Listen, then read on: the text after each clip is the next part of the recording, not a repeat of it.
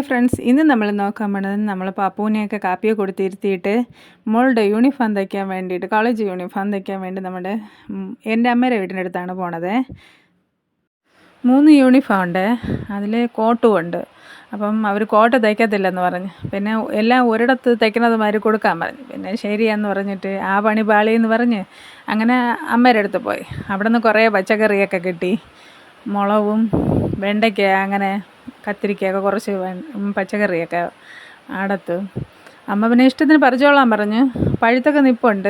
ശരി, പിന്നെ ചുമ്മാ കിട്ടണതല്ലേ പറിച്ചോളാമെന്ന് വിചാരിച്ചിട്ട് അങ്ങനെ കുറേ പറിച്ച്.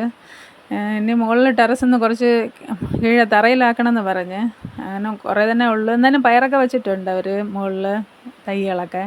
പിന്നെ അവൾ ഈ പെട്ടെന്നൊക്കെ എടുക്കണത് കുറച്ച് കൂട്ട് ഒക്കെ കൊണ്ടുവന്ന് അങ്ങ് വീട്ടിൽ നിന്നേ ചോറ് കഴിക്കാൻ പറഞ്ഞു. അപ്പോൾ നമ്മൾ നിന്ന് ചോറൊന്നും കഴിക്കാൻ സമയമായില്ലല്ലോ. അതാണ് നമ്മൾ വന്നപ്പം പാപ്പുവിന് ഭയങ്കര സന്തോഷമായി, നമ്മളെ കണ്ടിട്ട് സന്തോഷമായി.